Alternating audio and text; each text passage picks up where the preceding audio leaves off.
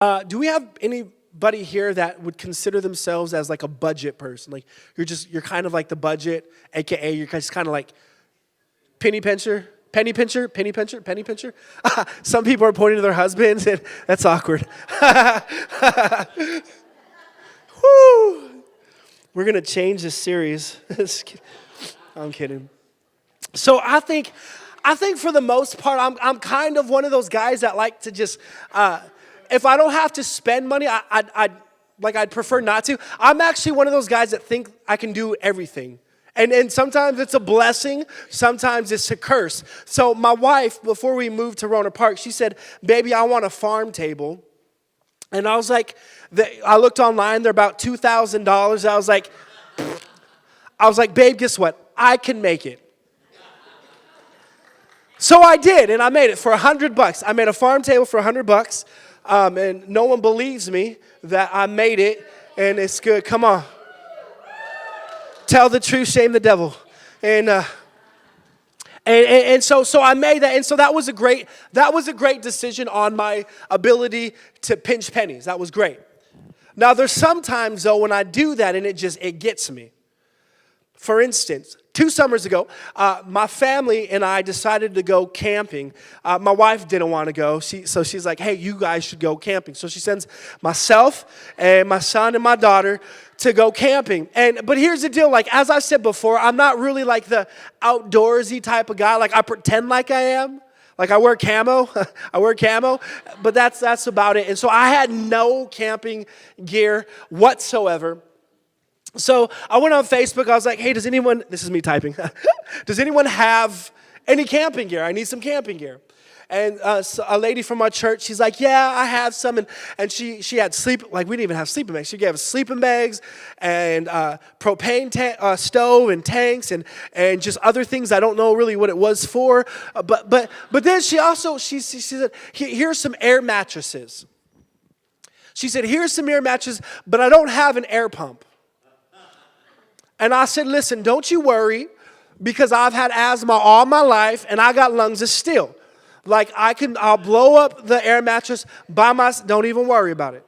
I'm like, don't even trip. You know what I'm saying? Like, it's fine. I got this. And so here we are. We're going camping. We unload our car. We set up our campground.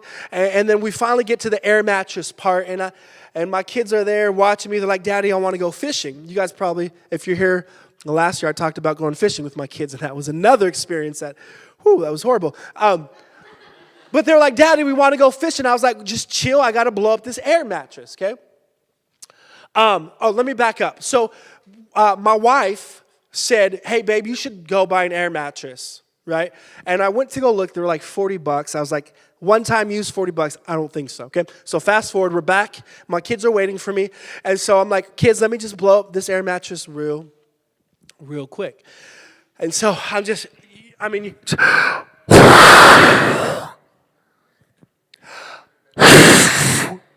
right? At first, I'm just like a workhorse. I'm going like, and my kids, I'm imagining in my head, my kids are like, oh, Daddy's so amazing, right?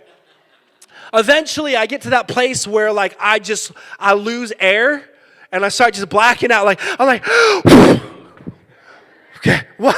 Daddy. And so like I'm blowing, and I'm trying to blow, and then I'm like, okay. So I step back and look at it. And I'm like, I got to keep going. And so, like, I'm literally doing this. It feels like a week that I'm blowing this dumb thing up. And I'm blowing it, and then I finally stop, and it looks like it's full, right? And then so I'm like, hey, Eli, go test it out. He jumps on it, and it just goes. I'm like, kids, let's go in the car. Get in the car. So we went to the store. We bought the air pump, okay?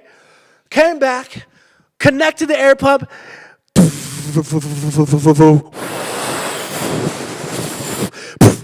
10 seconds, it's done. I'm like, It's crazy that I would drop $40 on something that I could do, I just wasn't fit to do. Here's what I'm getting at this morning. Though my lungs and the air pump could accomplish the same thing, not not the air pump or my lungs, were equal in their ability to accomplish the task. Are you with me? So they weren't the same. Like my lungs were not as good as the air pump. They could both do the same thing. They just weren't both as powerful as each other. See, I think so much the same is when it comes down to hope. Where your soul places its hope in. There's so many things we can place our hope in, but not everything that we place our hope in is the same and has the same ability to lift us up and bring us forward. So this morning, we're going to be talking about hope. And here's how I want to define hope. It's just a feeling of expectation and desire for a certain thing to happen. A feeling of expectation and desire for a certain thing to happen. Now, no matter your worldview here, no matter where you stand with Jesus, whether you have a relationship with him or you don't, no matter your worldview, no matter your where you are in life, here's what I believe without a shadow of a doubt, that everybody needs hope. That hope is vital to the success of all humanity. Hope is needed. Hope is vital to the success and the survival of all humanity. And here's why I say that. Because when you and I, when we're in a stage of life that is not conducive to where we want to be or where we think we should be, it's our ability to hope that helps us to move forward. Without hope, you have no desire to press on. See, I'll put it this way, and this is in your notes. Hope gives pain an expiration date, while a lack of hope gives pain the feeling of permanent paralysis. I'll say that again. Hope gives an expiration date, while a lack of hope gives pain the feeling of permanent paralysis. Have you ever guys just felt like you've just been damaged forever, like permanently? I remember 5 years ago, we were at my house, and my wife and I, we were cuddling on the couch, and she's like, "Hey, babe, will you go get my purse? It's in the dining room." I'm like, "Yes, I will." And so I go to the dining room.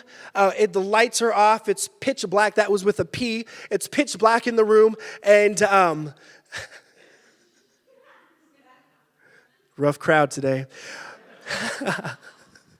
It's in the dark, and her purse is on the floor.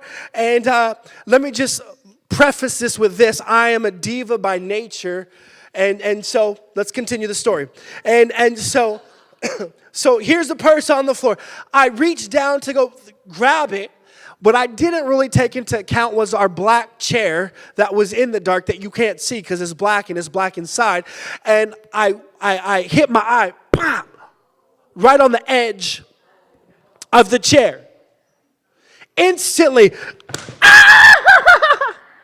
like seriously, I'm on the ground. I'm like, babe, babe, babe. I'm freaking out. Freaking out. And then I feel something in my hand. And I'm like, it's my eyeball.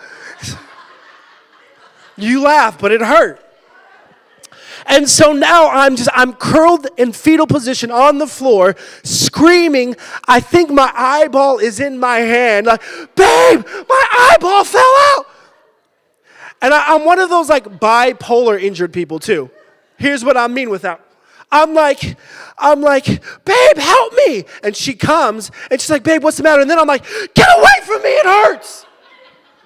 And then she's like, okay. And then I'm like, babe, why aren't you comforting me? Like it's just this. And so I'm down on the floor, and I feel like my eyeball is in my hand. And then all of a sudden, I start thinking about my kids. They're never going to acknowledge me if I have one eye. This is how my mind works. I'm like, they're going to disown me.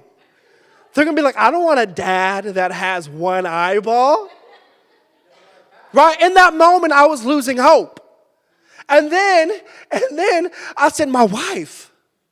See, if you've never met my wife, she's a fox. And she's not, when was the last time a fox wanted a one-eyed guy? You know what I'm saying? Like I am freaking out internally.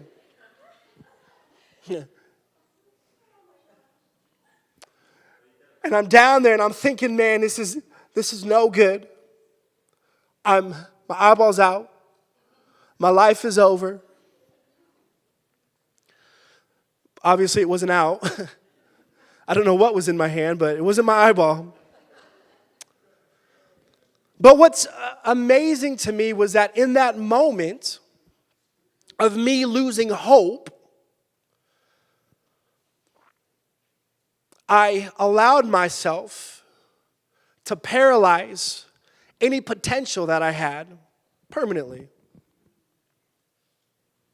See, I think today, like a lot of us, we can understand this idea of permanent paralysis. This idea of losing hope and thinking there is nothing left.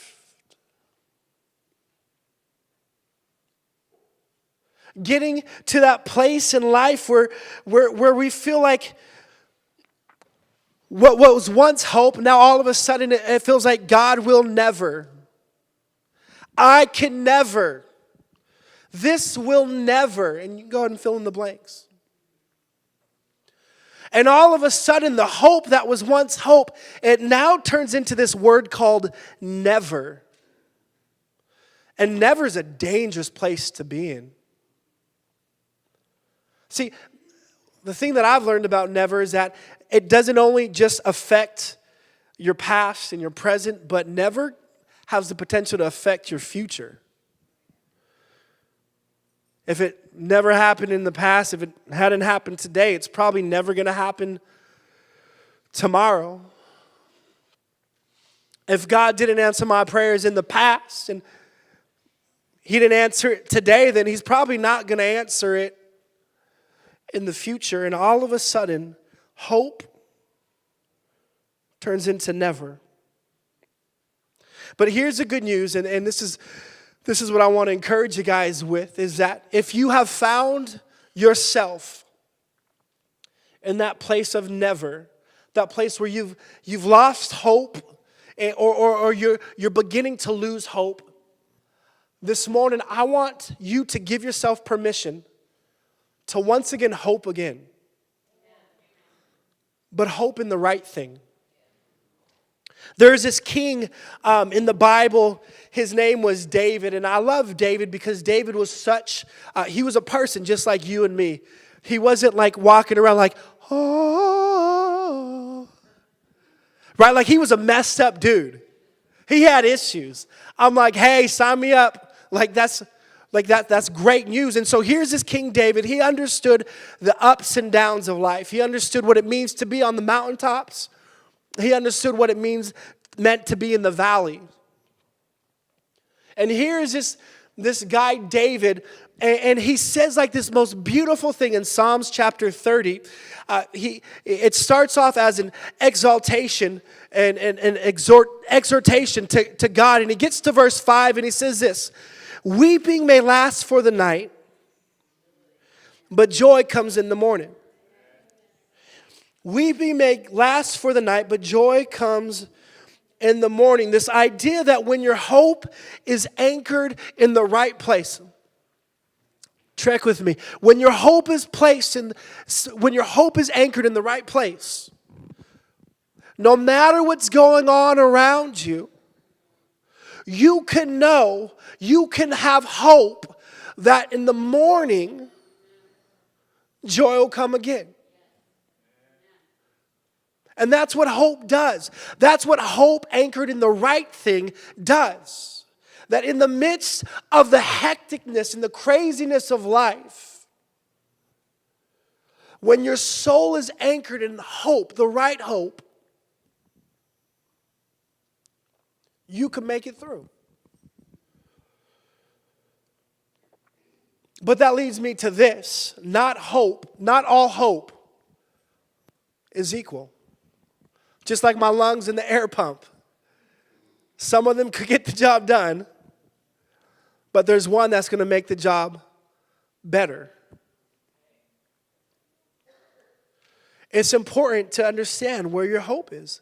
See, because your hope needs to be anchored in something better than wishful thinking, good vibes, good thoughts, good karma. What your soul anchors its hope into is important. It's important. So here is my question to you. Where does your hope draw its strength from? Where does your hope draw its strength from? Where does your hope draw its strength from? I know that we're in church and the correct answer is Jesus. Right? Those of you that grew up in church, Jesus was always the answer to everything. And if the Sunday school teacher said no, like they'd be kicked out because technically Jesus is the answer for everything. And so what do you draw your hope from? Where does your hope draw its strength from? I think if we're honest this morning, maybe you're here and some of you draw your hope from people. If this guy gets promoted, then I know I'm going to get promoted, so come on, buddy. If this guy gets fired, then I'll get that job. If I married him or if I married her, and we place our hope in people. Maybe sometimes we place our hope in situations, right? If this happens, then I'm good. Or if this happens, as long as this doesn't happen, I'm fine. And sometimes maybe we place our hope in situations. Maybe for some we place our hope in ourselves. All I have to do is get this degree. All I have to do is reach that number in my bank account. All I have to do is... And we place our hope in different things. But not all hope is equal. See, one of the things that I love about the Christian faith is that we're called to rally around this idea of Jesus being our hope, being our anchor of hope. Watch what the author of Hebrews says. Oops, I just turned my iPad off. And now I got to put in the password. Sorry, guys. Okay. So Hebrews chapter 6. So God has given both his promises and his oath. These two things are unchangeable because it is impossible for God to lie. Therefore, we who have fled to him for refuge, I love this, can have great confidence.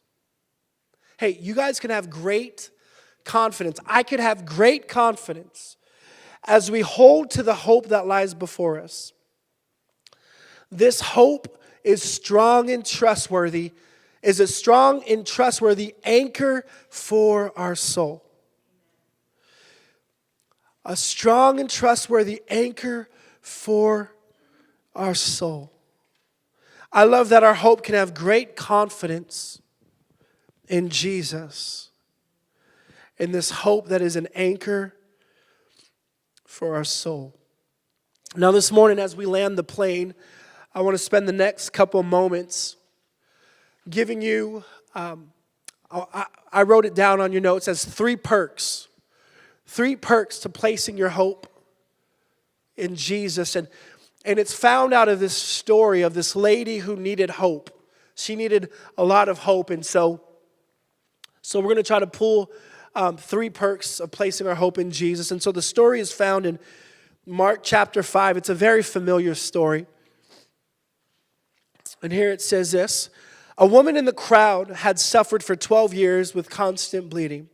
She had suffered a great deal from many doctors, and over the years she had spent everything she had to pay them. But she had gotten no better. Okay, let's try that again. In the years she had spent everything she had to pay them, but she had gotten no better. Okay, well, in fact, she had gotten worse. She had heard about Jesus, so she came up behind him through the crowd and touched his robe, for she thought to herself, watch the hope, if I can just touch his robe, I will be healed. So here we go. 3 perks of placing your hope in Jesus. Number 1, he's never too busy for you. He's never too busy for you. I love this. We didn't read this part, but if you read a little bit before, Jesus, he was actually on the way to help someone else out. So it's not like Jesus was just hanging out and just shooting the breeze with his disciples, but he was on a mission trying to go somewhere. And what I love is that when the lady came and when she touched his robe, I love that Jesus, he didn't look at her and said, you know what, ma'am, I'm a little busy right now. And then takes out his phone and, can you do next Tuesday? Like, he didn't do that. I love the fact that Jesus, though he was on his way to do something, he took the time to stop and to care for the needs of this woman. How awesome is that? Think about that. The crazy thing is, the mission in which Jesus was headed to, he had to do a bigger miracle there. So this lady, the issue that this lady had, it wasn't even as bad as where Jesus was headed, and yet he still stopped.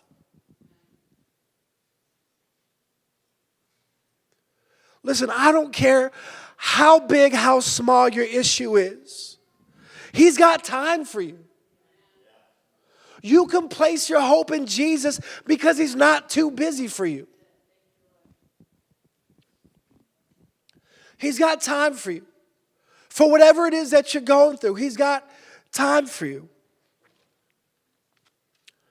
We read in Matthew chapter 9, verse 22. So this story, it's seen in different perspectives from different people that were there. And so this is this guy Matthew's account. But Jesus turned around. When he saw her, he said, "Be of good cheer, daughter. Your faith has made you well." Jesus, he's not too busy for you. Here's number 2, the second perk of placing your hope in Jesus. He understands you. He understands you. I don't think there's anything more irritating and annoying when you're trying to talk with someone, but they don't understand what you're trying to say. When they don't understand what you're meaning. Come on, someone said amen. She said amen. I don't think there's anything worse than that. And if you don't agree with me, then clearly you've never had a conversation with one of those automated tellers.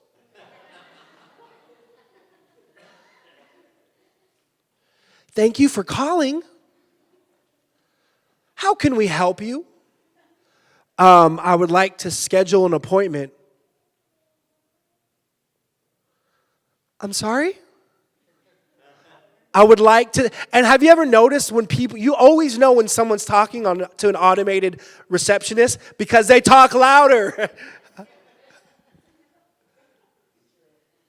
It's crazy. Please state your name and number. 707. We heard 583. You're like, what the?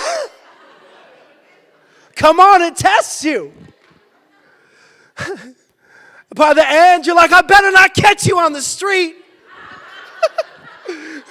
Because I'm going to rip you a new one, man. Like, it's annoying. There's something about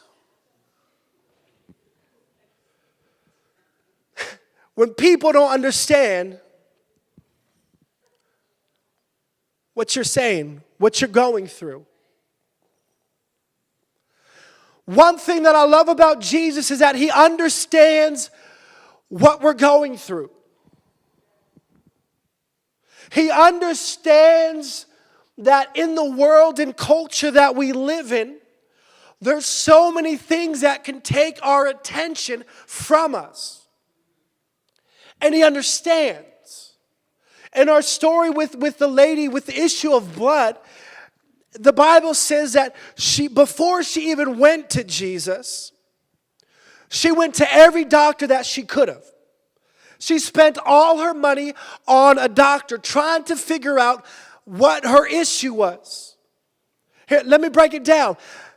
Jesus was plan B. He was choice 2. And when she went to Jesus, notice what Jesus did not do. Jesus didn't say to her, hey, you know what? Maybe if you came to me first, like I'd help you. Maybe if you didn't go to the doctors first, I would. Jesus said, no, he didn't do that. He understood that what she was going through. And what I love about Jesus is the compassion that he has for people. He understands. Let me put it this way. No matter where you are in your walk with Jesus, whether you have a relationship, whether you don't, here's what I love. He understands where you're at.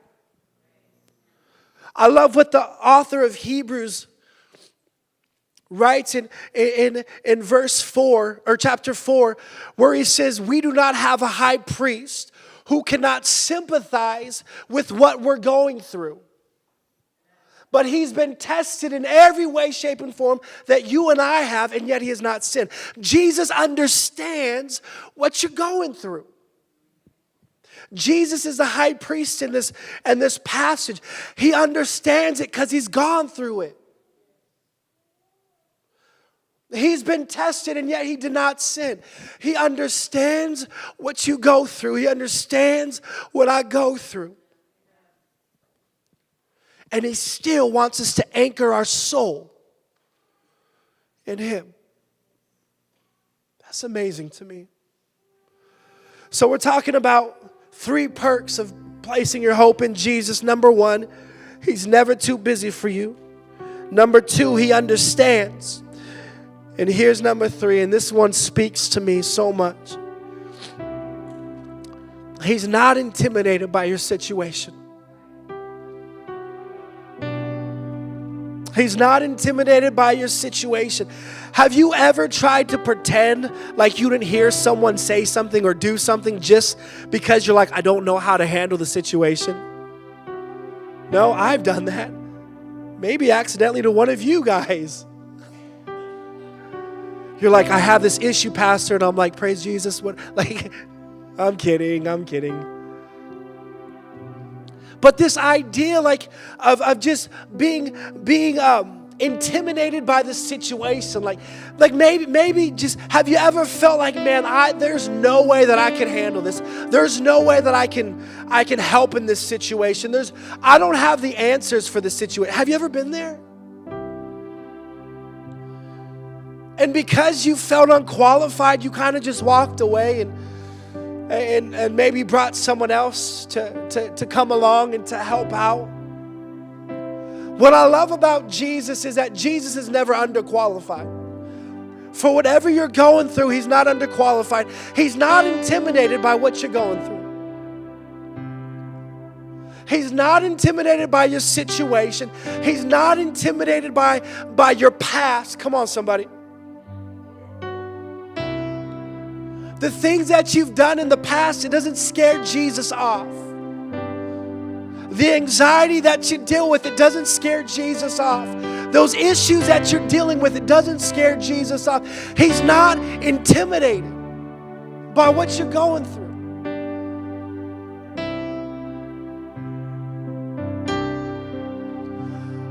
I love the imagery of the cross of Jesus as he's like,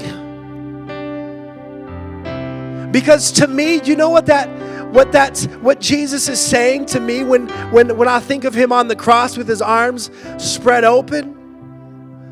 I picture him saying, come on. Come to me. Bring it all. Bring your good, your bad, your garbage, the dirt that you have in the past. Bring it. The point of Jesus on the cross was so that we could bring our stuff, our issues to him.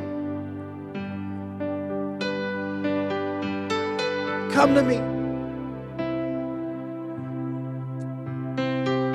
I love the woman who she bypassed this idea of what if Jesus can't. I think that's what holds us, a lot of us, it holds me at some points of moving towards Jesus is when I think, what if Jesus can't? What if Jesus can? And this woman, she said, I don't know if Jesus can. I've heard things about Jesus, but I've tried everything else. I've placed my hope in everything else, but I'm going to now try and place my hope in Jesus. And she pushes through the crowd. And she pushes. If I was her, I could just be imagining this idea of like, this is it. This is my last shot. I got one more opportunity to place my hope in something. Here it goes. And she pushes through the crowd. And she reaches and she touches the hem of Jesus' garment. And the Bible says instantly, she stopped bleeding.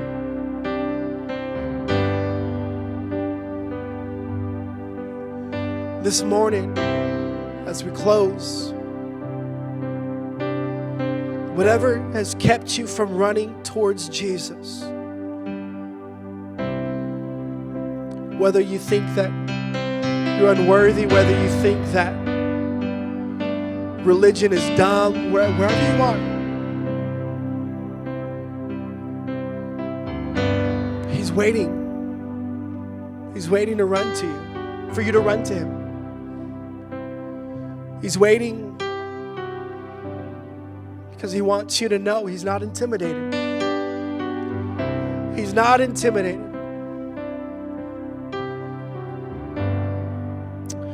I love this verse, Jeremiah 32. Oh my goodness, I closed it again. Technology, guys. Technology and 12-letter passwords. Jeremiah 32. O sovereign Lord, you made the heavens and earth by your strong hand and powerful arm. Nothing is too hard for you. Nothing is too hard for you. In the midst of the storm,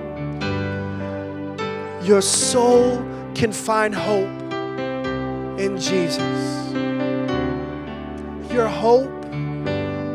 Your soul can find hope in Jesus.